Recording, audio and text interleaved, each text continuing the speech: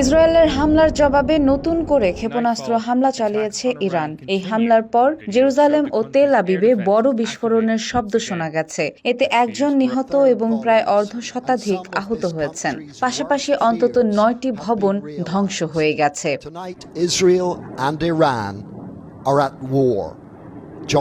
ইরানের ক্ষেপণাস্ত্র তেল আবিবের কেন্দ্রস্থলে ঘনবসতিপূর্ণ এলাকায় একটি উঁচু ভবনে আঘাত হানায় ভবনটির নিচের 1/3 ক্ষতিগ্রস্ত হয়েছে। তেল আবিবের শহরতলির রামাত গানেও 9টি ভবন ধ্বংস হয়েছে। ইরান 1.5 শতাধিক মিসাইল ছুঁড়েছে বলেও জানা গেছে।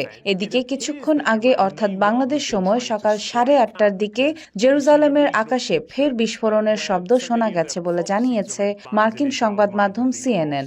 সংবাদ মাধ্যমটি বলছে, ইরানের ক্ষেপণাস্ত্রের একটি নতুন ঢেউ ইসরায়েলের দিকে এগিয়ে আসছে। ইসরায়েল প্রতিরক্ষা বাহিনী এক বিবৃতিতে জানিয়েছে, ইসরায়েল রাষ্ট্রের দিকে আরও একটি ক্ষেপণাস্ত্র হামলা চালানো হয়েছে। IDF এর আগে নতুন করে হামলার বিষয়ে সতর্ক করেছিল এবং বলেছিল যে তাদের প্রতিরক্ষা ব্যবস্থা কার্যকর রয়েছে। তবে তাৎক্ষণিকভাবে এই হামলায় হতাহতের কোনো তথ্য পাওয়া যায়নি।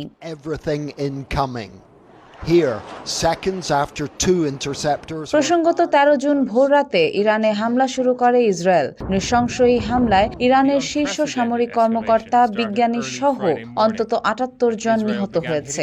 দখলদার বাহিনীর হামলায় আহত হয়েছেন 3 শতাধিক মানুষ। এই হামলার উপযুক্ত জবাব দেওয়ার অঙ্গীকার করেছে Iran. Desk report, Bangladesh guardian.